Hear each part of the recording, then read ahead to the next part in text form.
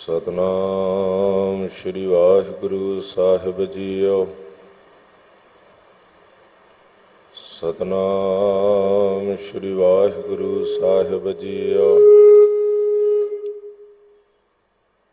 बाणी गुरु गुरु है बाणी, विच बाणी अमृत सारे।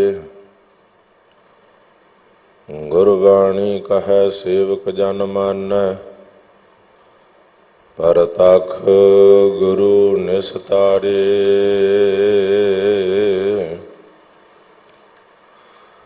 बाणी बिरलो विचारसी, जे को गुरमुख होए। यह बाणी महापुरख की, निज कर वासा होए। रब दातु दातार परयो जाचक एक सरना, मिलै दान संत रेना। जेह लग भव जल तरना, बिनत करो अरदास सुनो जे ठाकुर भावै। देहो दर्श मन चाओ भगत देह मन ठहरावै। बलियो चिराग अंधियार मह, सब कल उदरी एक नाम धर्म। प्रगट सगल हर भवन मह, जन नानक गुर पार ब्रह्म।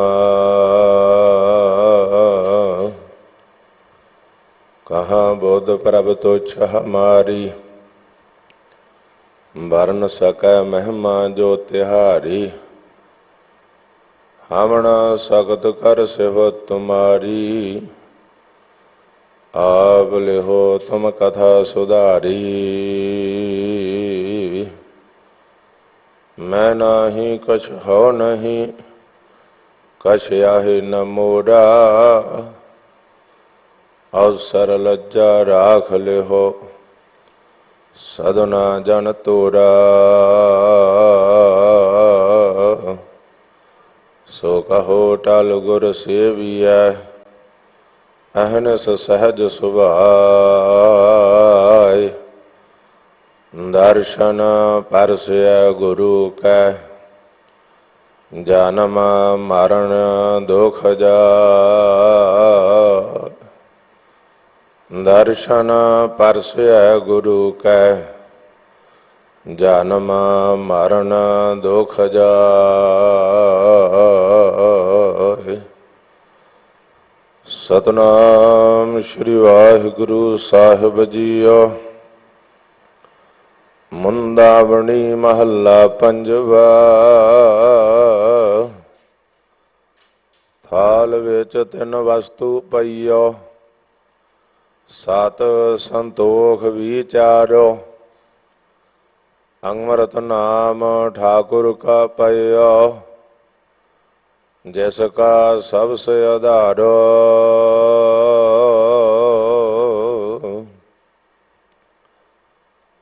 जुग जुग अटल चवर छतर तखत दे मालक, गुरता गद्दी उपर सुभायमान 10 पातशाहियां दी आत्मक जोत।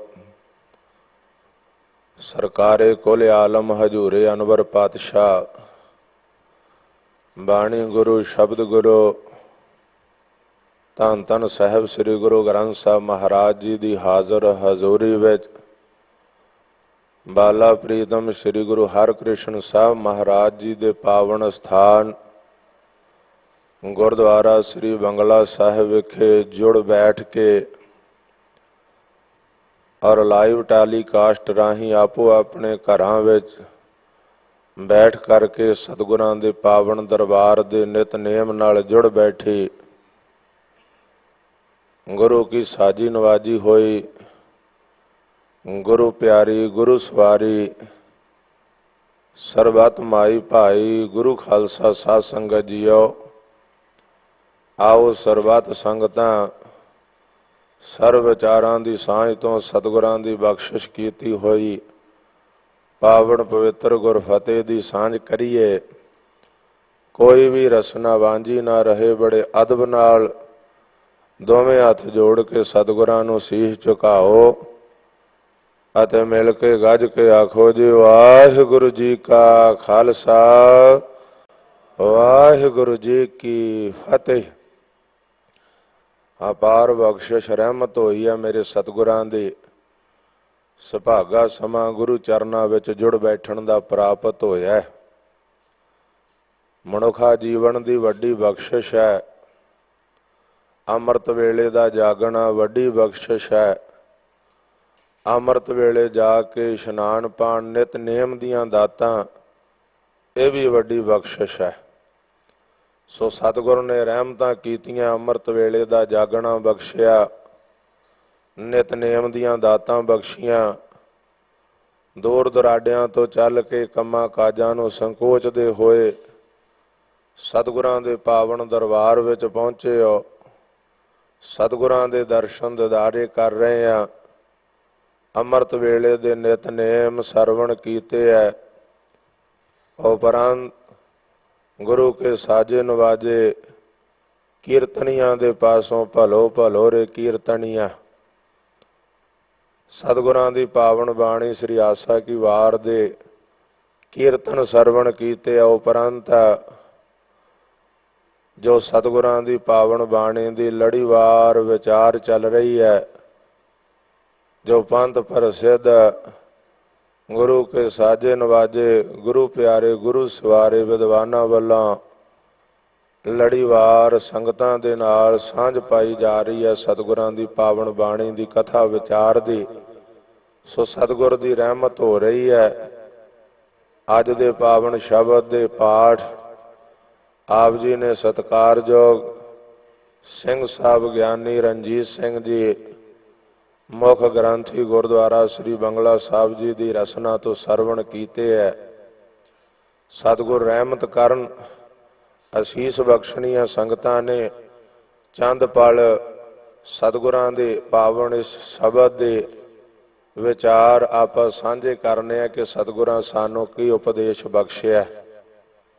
सतगुरां दी पावन बाणी दी कथा विचार, सतगुरां दी पावन बाणी दा कीर्तन। ऐसा कीर्तन कर मन मेरे, इहां उहां जो काम तेरे। कलयुग मह कीर्तन प्रधाना, गुरमुख जपिया लाए ध्याना। आप तरे सगले कुल तारे, हर दरगह पत स्यों जाएंदा। सतगुरां दी पावन बाणी दा कीर्तन जस वडियाई जो साडा जीवन सफला करदा है। सतगुरां दी पावन बाणी दी कथा विचार जो सब ते उत्तम हर की कथा। नाम सुनत दर्द दुख लथा। जिस द्वारा सानू पता लगता है कि साडे सतगुरां ने सानू उपदेश की बख्शिया है। गुरु ग्रंथ साहब सच्चे पातशाह दी पावन बाणी एक ओंकार तो लैके 18 10 20 तक 1430 अंग पावन गुरु ग्रंथ साहब की बाणी एक एक शब्द एक एक अखर सानू गुरु रूप है। पवन आरंभ सतगुर मत वेला, शब्द गुरु सुरत तुन चेला। सतगुरां ने संतां भगतां गुरसिखां जो इलाही इल्हाम होया वो साडे वास्ते सतगुर ने बख्शिया परोसिया सानू। गुरु ग्रंथ साहब दे अंदर जिथे सतगुरां दी बाणी है उथे संतां भगतां गुरसिखां दी बाणी जो प्रवान हो गए परमात्मा नूं, जो उन्होंने इलाही इल्हाम होया उसनूं गुरु अर्जन देव सच्चे पातशाह महाराज जी ने इस पावन स्वरूप दे अंदर दर्ज कीता है। उन्हां संतां भगतां दी बाणी जो इलाही इल्हाम जिहदे विच केवल उस परमात्मा की गल, नाम की गल, जस की गल, वडियाई की गल, जिहदे विच कोई अपनी पूजा कोई शख्सी पूजा की गल नहीं, केवल अकाल पुरख परमात्मा अल्लाह खुदा राम वाहिगुरु की गल। कोई बोले राम राम कोई खुदाए, कोई सेवा गुसाइया कोई अल्लाह। सतगुरु ने जिहड़ा सानू उपदेश बख्शिया गुरु ग्रंथ साहब की पावन बाणी इस तो सानों कथा विचारां दे राही जदों असी अर्थ सुनते हैं तो पता लगता है कि असी संसार ते की करन वास्ते आए आ, असी कर की रहे हैं, सानू करना की चाहिए। गुरु ने सानू किस पासे तो रोकिया ते किस पासे तोरिया, जिहदे नाल मनुखा जीवन दा भला, संसार दा भला, मनुखता दा भला, जीवां दा भला हुंदा है।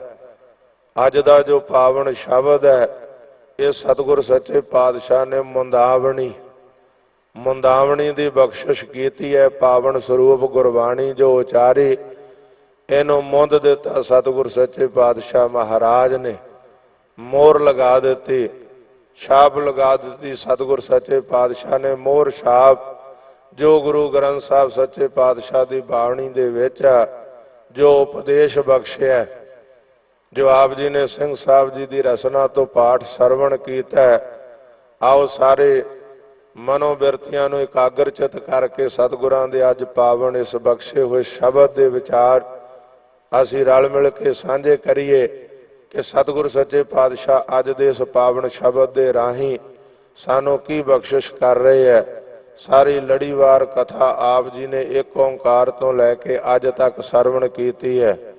9वें महल्ले के श्लोक जिन्हां नूं भोग दे श्लोक भी कहते हैं वो आप जी ने सरवण किए है। पंथ प्रसिद्ध विद्वाना पासा सतगुरां दी पावन बाणी दे विचार रोजाना ही सतगुर बाला प्रीतम दे इस पावन स्थान तां और जेडे पूरे संसार दे विच लाइव टैलीकास्ट होंदे है, जिथे आपां गुरुद्वारा बंगला साहब विखे जुड़ बैठ के सैकड़े संगतां हजारां संगतां सतगुरां दी पावन बाणी दी इस कथा विचार दा आनंद माणदे आ, उथे पूरे संसार दे विच लाइव टैलीकास्ट दे राही चढ़दी कला टाइम टीवी दे राही लखां संगतां इस पावन बाणी दी विचार दा आनंद माणदियां ने। सतगुरां दी पावन बाणी दा उपदेश आओ सारे मनोबिरतियां नूं एकाग्रचित करके सतगुरां दे अज दे बख्शे हुए पावन शब्द दी विचार आपां सरवण करिए। मनोबिरतियां दी एकाग्रता लई सारे मिल के उचारण करो सतनाम श्री वाहिगुरु जी। मुंदावणी महला पंजवा। ये पावन शब्द शहीदां दे सरताज गुरु अर्जन देव महाराज जी दे पावन मुखार बिन तो उचारण किया होया है, क्योंकि आप सारिਆਂ ਨੂੰ पता है कि गुरु अर्जन देव सच्चे पातशाह महाराज ने पावन बाणी नूं एक जगह ते एकत्र किया।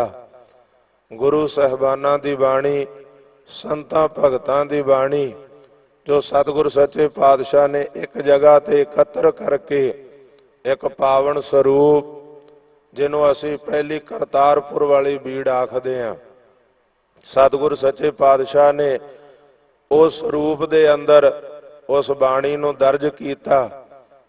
ते जदों 9वें महल्ले दे श्लोक उस तो बाद मुंदावणी ये सतगुर सच्चे पातशाह महाराज ने बख्श सतगुरां दा उचारिया होया शब्द मुंद देना, मोहर छाप लगा देनी।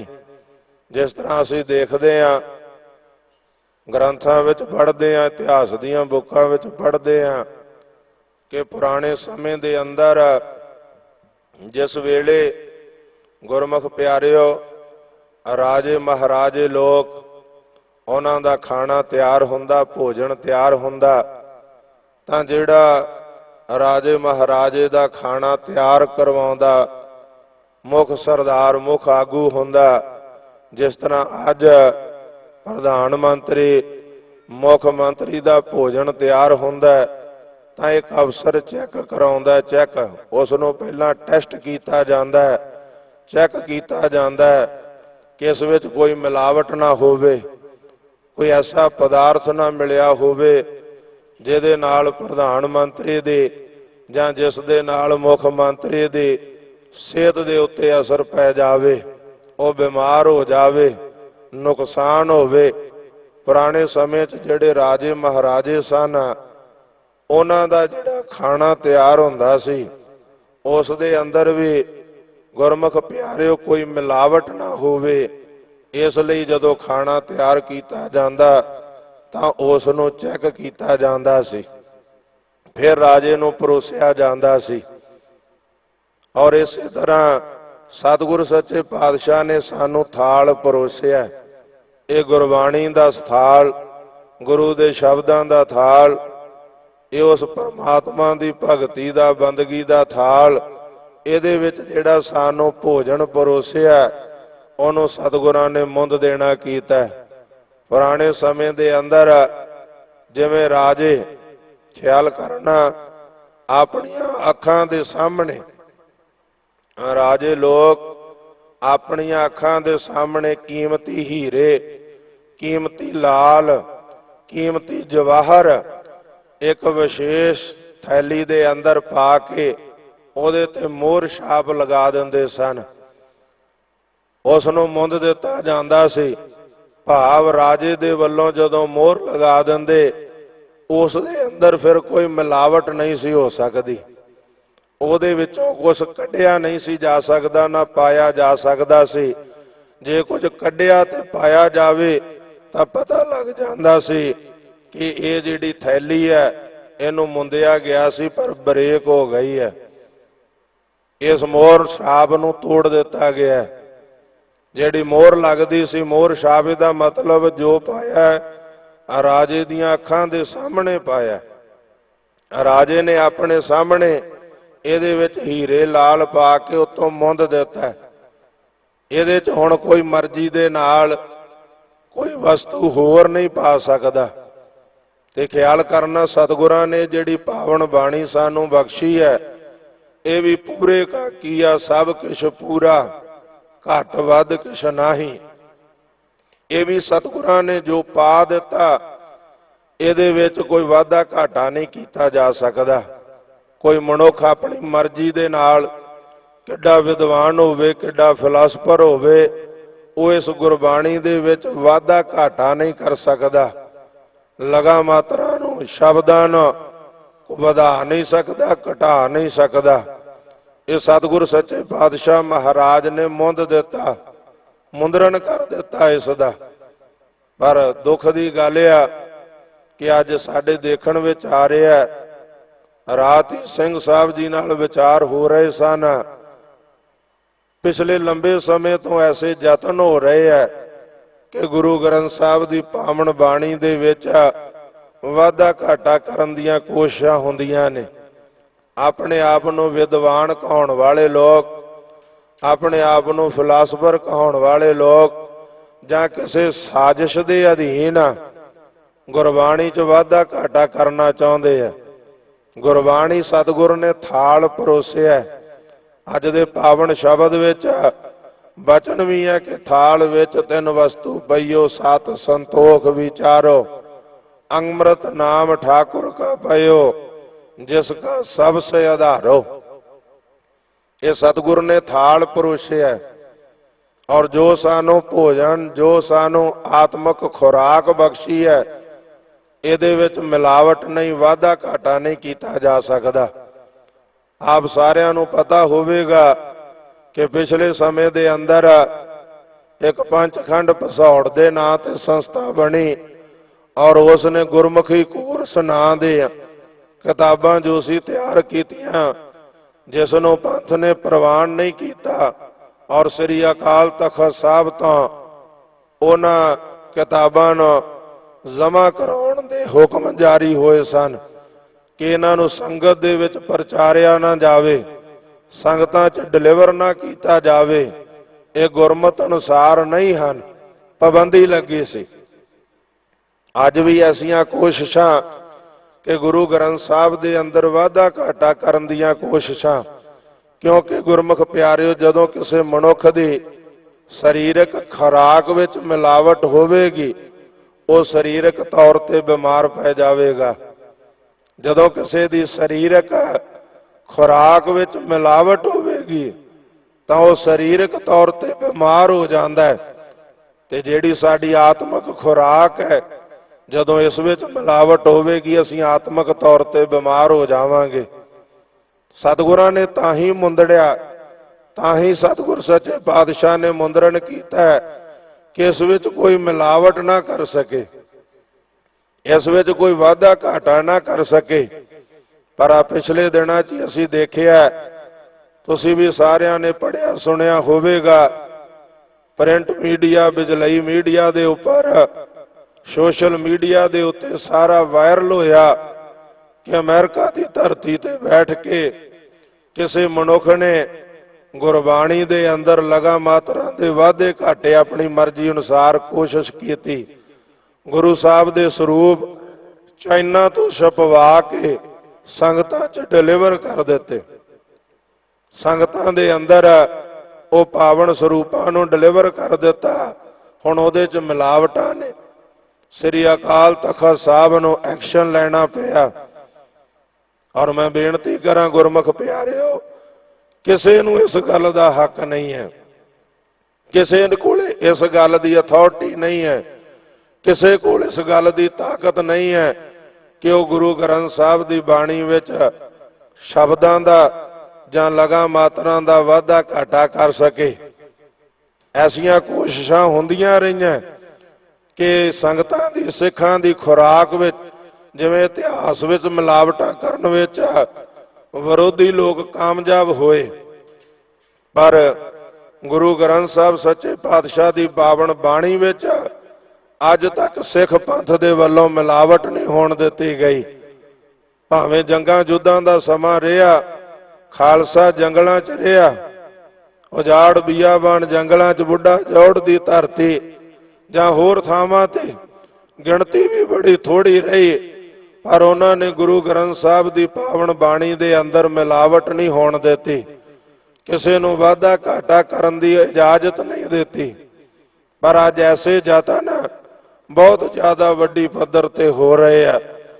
पिछले समय दे अंदर भी आपने पढ़िया सुनिया होवेगा कि जदों गुरु ग्रंथ साहब दे अंदर मंगलां दा जो मंगलाचरण ने सतगुरां ने उचारे, इन्हां दा वाधा घाटा करन दी कोशिश कीती तां गुरु नानक देव अनुयायी संत महापुरुषां विद्वानां ने जो अज वख-वख संप्रदावां टकसालां दे अंदर उन्होंने उस समय वड्डी इकत्तरता की और इस चीज नूं रोकिया, उस चीज नूं ठल पाउणा कीती।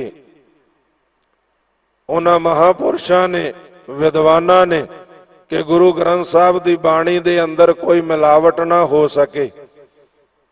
महापुरुषां ने अज उन्हां दी एक इकत्तरता वाली तस्वीर असीं देखदे हां, बहुत संसार दे उत्ते वो वायरल हुंदी है। उस समय दी तस्वीर, सैकड़े महात्मा इकट्ठे होए, सैकड़े साधु इकट्ठे होए और उन्होंने इस चीज का विरोध किया और उन्हों की इकत्तरता ने, उन्हों दे रोस ने उस चीज नूं ठल पा दी और गुरु के मंगलां विच मंगलाचरण विच मिलावट नहीं होण दित्ती, अगे पिछे नहीं होण दिता, वाधा घाटा नहीं होण दिता।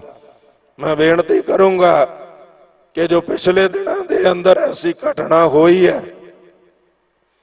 जो इस तरह वाधा घाटा करन दी कोशिश की गई है, उन्होंने ठल पाउण वास्ते श्री अकाल तखत साहब ते कल दी भाव 3 मई की इकत्तरता सदी गई है। अकाल तखत साहब ते साडा सब दा फर्ज बनदा है, क्योंकि गल गुरु दी है, गल गुरु ग्रंथ साहब दी है, गल साडी आत्मक खुराक दी है, गल साडी उस थाल दी जिहड़ा सतगुर ने परोस के सानू और जिहदे विच ऐसियां वस्तां पा के दित्तियां कि जिन्हां दे विच कोई मिलावट नहीं हो सकती और जिहदे नाल साडी आत्मक खुराक जिहड़ी है उहदे नाल सानू चढ़दी कला जीवन की सफलता प्राप्त होंदी है।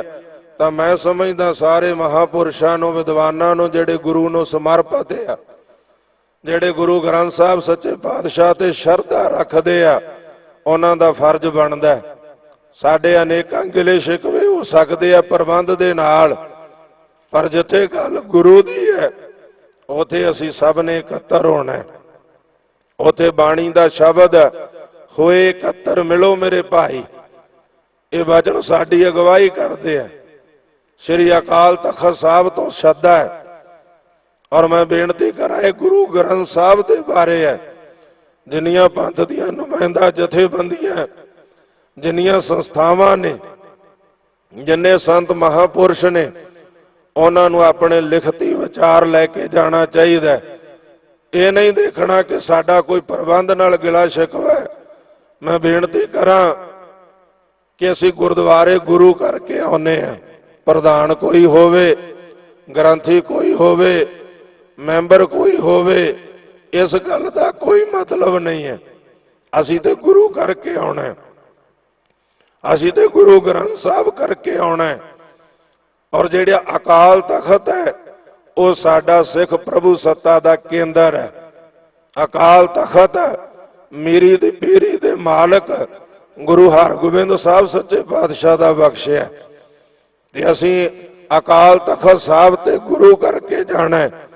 और ये वड्डा मसला है। मैं हाथ बन के बेनती करूंगा, भावें कि ड्यूटी उन्हां संस्थावां दी है, वो ड्यूटी निभा रहे हैं कि सबनों सदा दे रहे हैं, पर मैं अपना फर्ज समझदा होया एक सिख होने के नाते और एक सिख संस्था का मुख सेवादार होने के नाते मैं अपना फर्ज समझदा कि सारे संत महापुरुष, सारियां संस्थावां, सारियां जथेबंदियां फर्ज बनदा साडा असी अपना पक्ष उत्थे रखिए। और एक एकत्रता, एक यूनिटी, एक इकट्ठ ऐसा दुनिया के सामने होवे कि जेड़ा भी कोई गुरु ग्रंथ साहब के अंदर मिलावट करने की कोशिश करेगा उन्होंने पंथ बर्दाश्त नहीं करता। इस गल की हरगिज इजाजत नहीं दी जाएगी। इस गल की कोई किड्डा विद्वान होवे, कोई किड्डा फिलासफर होवे, किसी को इस गल की इजाजत नहीं दी जाएगी कि वह गुरु ग्रंथ साहब के अंदर मिलावट कर सके। मैं बेनती करूंगा और क्षमा भी मंगूंगा संगतां तो, मेरे गले की थोड़ी खराबी है जिस करके प्रॉपर संगतां तक आवाज नहीं पुज रही होवेगी, पर मैसेज बहुत वड्डा गुरु दा, गुरु दी बाणी दा। मेरी आवाज वाल ना देखना, गुरु दी बाणी वाल, गुरु दे शब्द वाल, गुरु दी बाणी दे संबंध च दिते जा रहे मैसेज वाल आपां सारियां ने, इस सुनेहे वाल सारियां ने ध्यान देना है कि धन गुरु ग्रंथ साहब सच्चे पातशाह की पावन बाणी च मिलावट करन तो रोकण लई ये अकाल तखत साहब के उपर इकट्ठ है। ते असीं उस अकाल तखत साहब ते अपने गुरु करके जाना है और अपने विचार देने हैं। सबनों सदा जे किसी नूं समा उत्थे विचार देण दा ना मिले वो अपने लिखती लिजा सकता है। लिखती विचार अपनी संस्था दे वल्लों, अपने वल्लों अकाल तखत साहब ते दिते जान और इस चीज नूं घोखिया जावे कि शुरुआत कित्थों हुई है, कि किते साडियां संस्थावां दी मिली भुगत तां नहीं, कोई साडे ही लोग तां नहीं, जां कोई विरोधी लोग जेड़े साडे पंथ नूं जजब करना चाहुंदे है, जेड़े मिलावट करना चाहुंदे है। जिवें इतिहास दीयां बुकां दे विच मिलावट होई, पंजाब सरकार दे वल्लों एक दो दिन पहला ही 2-3 बुकां दे उपर इतिहास दीयां किताबां जिहड़ियां स्कूलां च पढ़ाईयां जांदियां सी उन्हां ते पाबंदी लाई गई है। शलाघायोग काम है।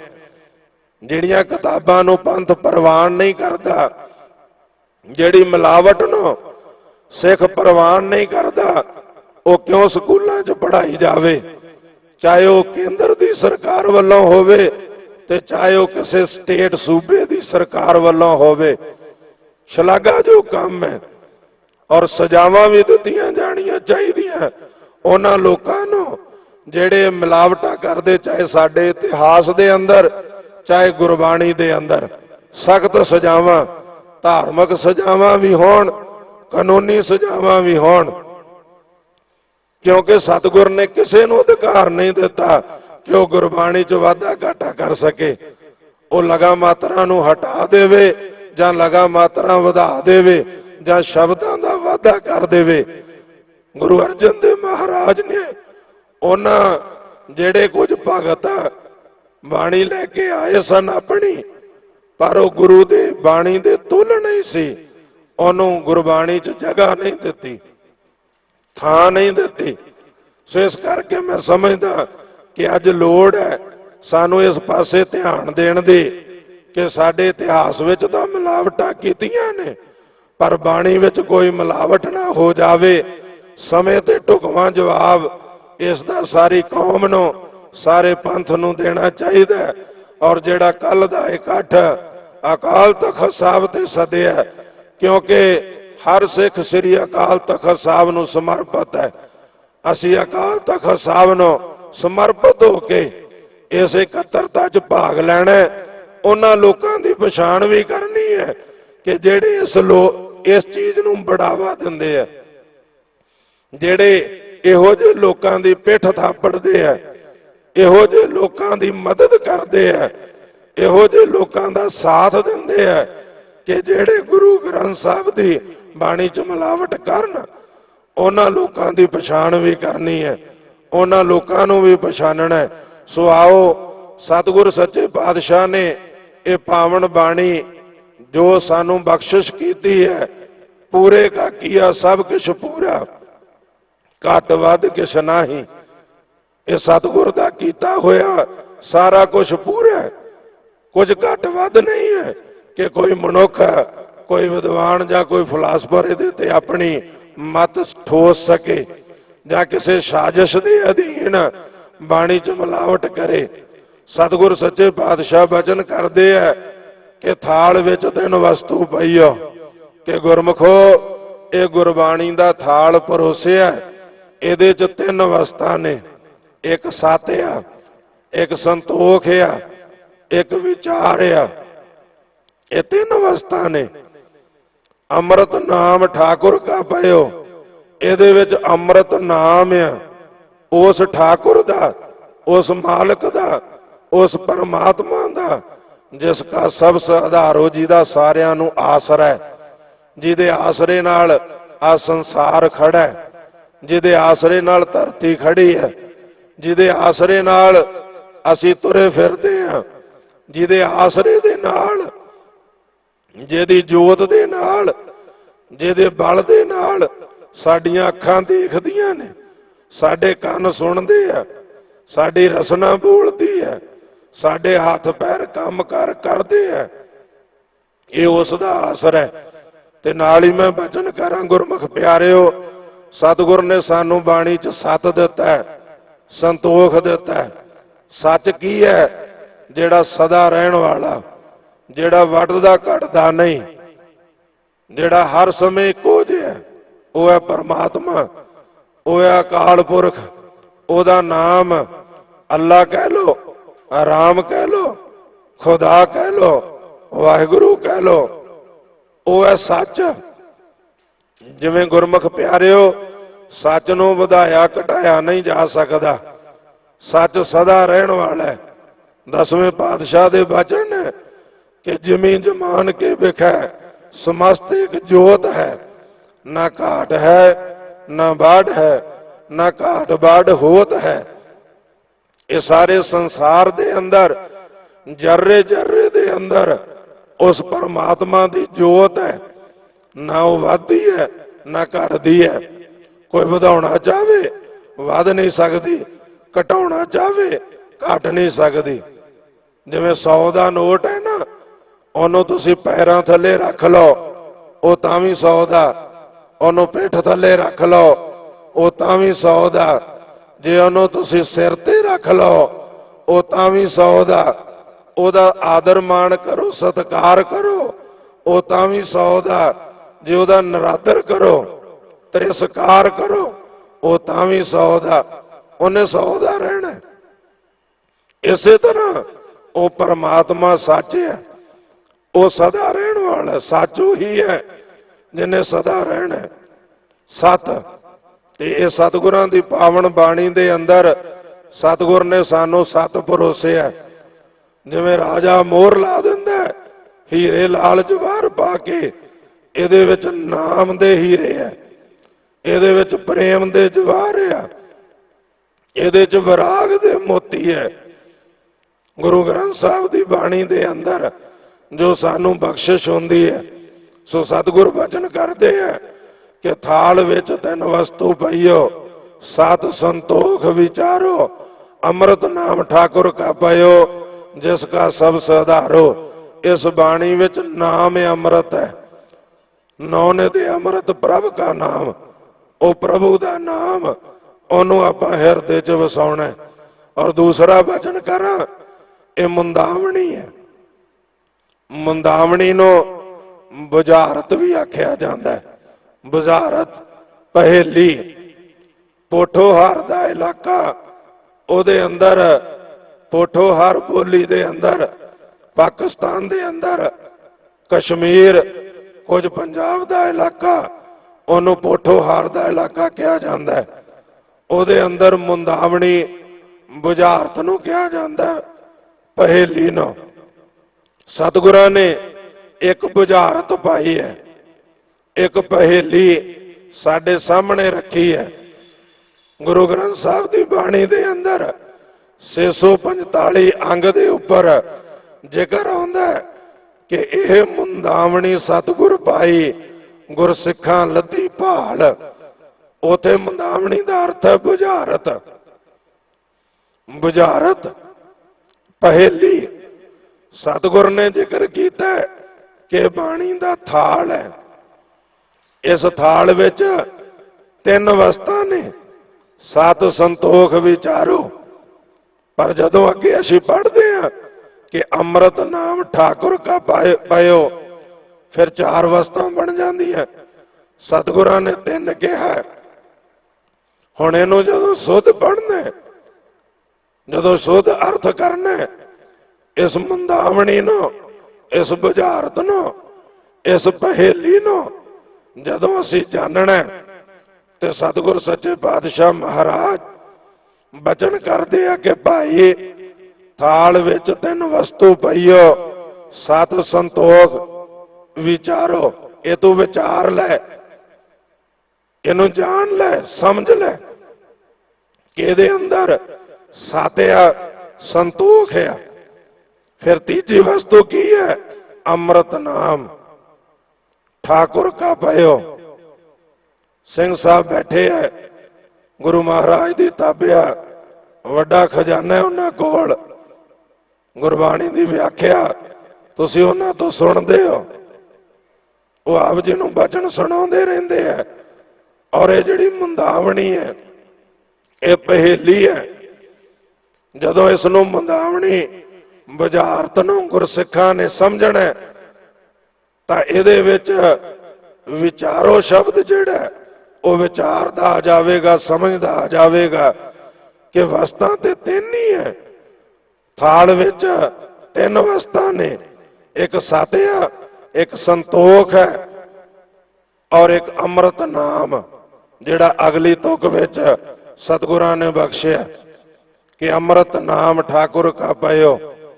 ਮੇਰਾ ਗਲਾ ਬਹੁਤਾ ਸਾਥ ਨਹੀਂ ਦੇ ਰਿਹਾ, ਮੈਂ ਬੇਨਤੀ ਕਰੂੰਗਾ ਕਿ ਜੇ ਸਿੰਘ ਸਾਹਿਬ ਠੀਕ ਸਮਝਣ ਤਾਂ ਉਹ ਆ ਕੇ ਵਿਆਖਿਆ ਕਰ ਸਕਦੇ ਆ, ਸੰਗਤਾਂ ਨੂੰ ਕੋਈ ਪਰੇਸ਼ਾਨੀ ਨਾ ਆਵੇ।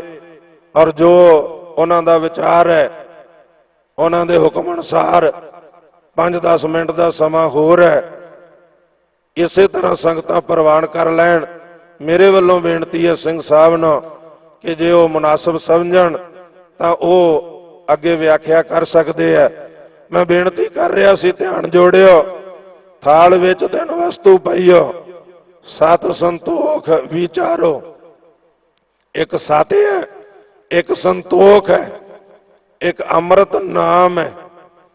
ਜਦੋਂ ਇਹਨੂੰ ਅਸੀਂ ਬੁਝਾਰਤ ਪਹੇਲੀ ਦੇ ਰੂਪ ਵਿੱਚ ਵੇਖਾਂਗੇ, ਬੁਝਾਰਤ ਦੇ ਰੂਪ ਵਿੱਚ ਵੇਖਾਂਗੇ, ਤਾਂ ਉਸ ਵੇਲੇ ਵਿਚਾਰ ਸ਼ਬਦ ਜਿਹੜਾ ਉਹ ਸਮਝਣ ਦਾ ਕਿ ਗੁਰਮੁਖੋ ਵਿਚਾਰ ਲਓ, ਸਮਝ ਲਓ ਕਿ ਸਤਿਗੁਰ ਨੇ ਸਾਨੂੰ ਬਾਣੀ ਦਾ ਥਾਲ ਪਰੋਸਿਆ। ਇਹਦੇ ਚ ਤਿੰਨ ਵਸਤਾਂ ਨੇ, ਅੰਮ੍ਰਿਤ ਨਾਮ ਹੈ, ਸਤ ਹੈ, ਸੰਤੋਖ ਹੈ। जिस नूं हिरदे च वसाउणा है, जिहदे नाल जीवन दा भला होना है। थाल विच तिन वस्तु पईओ, सात संतोख विचारो, अमृत नाम ठाकुर का पायो, जिसका सब सहदारो। वो परमात्मा दा नाम है इस बाणी दे अंदर, इस रूप दे अंदर, इस थाल दे अंदर, जिहदा सब नूं आसरा है। और अगे वचन है, जे को खावे जे को पुंचै तिसका होए उधारो। इस पानी दे बख्शे हुए थाल नो, ये गुरुआं वालों बख्शे हुए परोसे हुए भोजन आत्म खुराक दे थाल नो जे कोई गुरसिख खांदा है, भाव नाम जपदा है, सिमरन करदा है, इन्हां शब्दां नूं समझदा है, ये गुरबाणी दे जाप करदा है और पुंचदा है, वरताउंदा भी है। आप जपै अवरै नाम जपावै, आप भी जपदा है, होरां नूं भी जपाउंदा है। जे को खावै जे को पुंचै तिसका होए उधारो। जिहड़ा इस बाणी नूं इस नाम शब्द नूं खावेगा, पुंचेगा, वरतावेगा, ओदा उधार हो जावेगा, ओदा भला हो जावेगा। भला ही उसे दा होना है जिहड़ा इस नाम नूं पुंचदा है, इस नाम नूं खांदा है, भाव इस नाम नूं जपदा है। बाणी पढ़नी कोई तोता रटन नहीं है, नाम जपना कोई तोता रटन नहीं है। सतगुरां ने सानू साथ साथ सिमरो गोविंद दा उपदेश दिता है। बाणी नूं सिमरना, नितनेम करना, भजन सिमरन करना, ये सतगुर ने सानू बख्शिया। और ख्याल करना उधार भी उसे दा होवेगा, भला भी उसे दा होवेगा जिहड़ा इस नाम नूं छकदा है, इस नाम नूं पुंचदा है। और सतगुरां अगे वचन कीता है, एह वास्ता तजी नह जाई, नित नित रख उर तारो। ये जिहड़ा नाम शब्द है ये छड्या नहीं जा सकदा, इनू त्यागना नहीं है, छड्डना नहीं है। नित नित रख उर तारो। और नाम है हिरदे दा, इनू अपने हिरदे च धारो, भाव धारण कर, इनू अपने हिरदे च वसा। ये परमात्मा दे नाम नो तो हिरदे च वसाउणा है। नित नित नितनेम। मैं पहला बेनती की है, तोता रटन नहीं है। कई वीर कहते एक बार जपजी साहब पढ़ लिया, एक बार जाप साहब पढ़ लिया, या एक बार सहज पाठ कर लिया, मुड़ के लोड़ नहीं है। नहीं गुरमुखो, सतगुर कहते नित नित, रोजाना, हर रोज, हर समय, हर पल नित नित रख और तारो। इनू अपने हिरदे च वसा, हिरदे च रख। ये सतगुर दा नाम, सतगुर दा उपदेश जो सतगुर ने सानू बख्शिया, ये सतगुर दा उपदेश ही सानू भुलिया नू मार्ग पाउंदा है। भूले मार्ग जिन्हें बताया, ऐसा गुर वडभागी पाया। ये वड्डे भागां नाल सानू ऐसे गुरु की प्राप्ति हुई है। वड्डे भागां नाल गुरु मान्यो ग्रंथ गुरु साहब की सानू बख्शिश हुई है। ते ख्याल करियो, एक बार ही नहीं, नित नित रख और तारो। नित नेम रोजाना करना है, सिमरन रोजाना करना है, गुरबाणी दे शब्दां नूं नित हिरदे च वसाउणा है। ये सतगुर दा वचन है। ये जिहड़ा थाल परोसे है, नित नित रख और तारो, इनू छड्डना नहीं। ये ते शीस भी सतगुर ने ही बख्शी है कि पूता माता की असीस निमखना विसरो, तुमको हर हर सदा भजो जगदीश। ये सानू ते साडे सतगुर दी, साडे मां बाप दी असीस यही है, आशीर्वाद यही है। पूता माता की असीस ਨਿਮਖ ਨਾ ਵਿਸਰੋ। ਇੱਕ ਨਿਮਖ ਮਾਤਰ ਵੀ, ਇੱਕ ਛਿਨ ਪਲ ਵੀ ਪਰਮਾਤਮਾ ਦੇ ਨਾਮ ਨੂੰ ਵਿਸਰਨਾ ਨਹੀਂ ਹੈ, ਗੁਰਬਾਣੀ ਨੂੰ ਵਿਸਰਨਾ ਨਹੀਂ ਹੈ, ਗੁਰੂ ਨੂੰ ਵਿਸਰਨਾ ਨਹੀਂ ਹੈ, ਸਤ ਸੰਤੋਖ ਨੂੰ ਵਿਸਰਨਾ ਨਹੀਂ ਹੈ, ਅੰਮ੍ਰਿਤ ਨਾਮ ਨੂੰ ਵਿਸਰਨਾ ਨਹੀਂ ਹੈ। ਜੋ ਇਹਦੇ ਵਿੱਚ ਸਾਨੂੰ ਪ੍ਰੇਮ ਤੇ ਪਿਆਰ ਬਖਸ਼ਿਆ ਵਿਸਰਨਾ ਨਹੀਂ ਹੈ, ਕਿਉਂਕਿ ਸਤਿਗੁਰ ਦਾ ਉਪਦੇਸ਼ ਸੀ ਸਰਬੱਤ ਦੇ ਭਲੇ ਦਾ ਕਿ ਪਿਆਰ ਸਭ ਨਾਲ, ਨਫ਼ਰਤ ਕਿਸੇ ਨਾਲ ਨਹੀਂ। ਨਫ਼ਰਤ ਨਹੀਂ ਕਿਸੇ ਨਾਲ, ਔਗਣਾ ਨਾਲ ਨਫ਼ਰਤ ਹੈ, ਪਾਪ ਨਾਲ ਨਫ਼ਰਤ ਪਾਪੀ ਨਾਲ ਨਹੀਂ। ਉਹਨੂੰ ਤਾਂ ਇਸ ਰਾਹ ਤੇ ਲੈ ਕੇ ਆਉਣਾ, ਇਸ ਮਾਰਗ ਤੇ ਲੈ ਕੇ ਆਉਣਾ। ਤੇ ਸਤਿਗੁਰ ਸੱਚੇ ਪਾਤਸ਼ਾਹ ਬਚਨ ਕਰਦੇ ਆ, ਭਾਈ ਨਿਤ ਨਿਤ ਰੱਖ ਔਰ ਧਾਰੋ। ਗੁਰੂ ਦੇ ਘਰ ਨਿਤ ਆ, ਇਹ ਨਹੀਂ ਕਿ ਕਿਤੇ ਮੱਸਿਆ ਸੰਗਰਾਂਦ ਤੇ ਮੱਥਾ ਟੇਕਣਾ, ਸਾਲ 'ਚ ਇੱਕ ਵਾਰ ਨਹੀਂ। ਨਿਤ ਨਿਤ ਹਮੇਸ਼ਾ ਗੁਰੂ ਦੇ ਦਰ ਨਾਲ ਜੁੜੇ ਰਹਿਣਾ। ਨਿਤ ਕਿਉਂ ਬਾਣੀ ਪੜ੍ਹਨੀ ਹੈ, ਨਿਤ ਕਿਉਂ ਸਿਮਰਨ ਕਰਨਾ, ਨਿਤ ਕਿਉਂ ਵਿਚਾਰਨਾ ਕਿ ਸਤਿਗੁਰ ਨੇ ਜਿਹੜਾ ਸਾਨੂੰ ਉਪਦੇਸ਼ ਬਖਸ਼ਿਆ ਅਸੀਂ ਕਿੰਨਾ ਕੁ ਮੰਨ ਲਿਆ ਜਾਂ ਕਿੰਨਾ ਅਜੇ ਨਹੀਂ ਮੰਨਿਆ, ਕਿਹੜੇ ਗੁਣ ਧਾਰਨ ਕਰ ਲਿਆ ਜਾਂ ਕਿਹੜੇ ਅਜੇ ਨਹੀਂ ਕੀਤੇ। ਇਹ ਗੁਰਬਾਣੀ 'ਚ ਵਿਚਾਰਨੇ ਆ, ਕਿਹੜੇ ਗੁਣ ਧਾਰਨ ਕਰ ਲਏ ਆ ਜਾਂ ਕਿਹੜੇ ਨਹੀਂ ਕੀਤੇ। ਸੋ ਸਤਿਗੁਰ ਬਚਨ ਕਰਦੇ, ਭਾਈ ਨਿਤ ਨਿਤ ਨਿਤਾ ਪ੍ਰਤੀ ਬਾਣੀ ਨੂੰ ਪੜ੍ਹਨਾ, ਨਿਤਾ ਪ੍ਰਤੀ ਗੁਰੂ ਘਰ ਆਉਣਾ, ਨਿਤਾ ਪ੍ਰਤੀ ਦਰਸ਼ਨ ਕਰਨੇ ਆ। ਔਰ ਸਤਿਗੁਰ ਬਚਨ ਕਰਦੇ ਆ, ਭਾਈ ਤਮ ਸੰਸਾਰ, ਇਹ ਸੰਸਾਰ ਤਾਂ ਹਨੇਰਾ ਆ, ਅਗਿਆਨਤਾ ਦਾ ਹਨੇਰਾ ਆ। ਚਰਨ ਲੱਗ ਤਰੀ ਹੈ ਤੋ ਗੁਰੂ ਦੇ ਚਰਨਾਂ ਨਾਲ ਲੱਗ ਕੇ ਤਰਨਾ। ਇੱਥੇ ਗੁਰੂ ਸ਼ਬਦ ਹੈ ਤੇ ਚਰਨ ਨਾਮ ਹੈ। ਸਤਿਗੁਰ ਦਾ ਨਾਮ ਹੀ ਗੁਰੂ ਦੇ ਚਰਨ ਹੈ। ਨਾ ਦੇ ਗੁਰੂ ਹੈ ਨਾ ਦੇ ਚਰਨ ਹੈ। ਸ਼ਖਸੀ ਪੂਜਾ ਨਹੀਂ, ਸ਼ਬਦ ਗੁਰੂ ਸੁਰਤ ਧੁਨ ਚੇਲਾ। ਗੁਰੂ ਸ਼ਬਦ ਹੈ ਤੇ ਚਰਨ ਨਾਮ ਹੈ।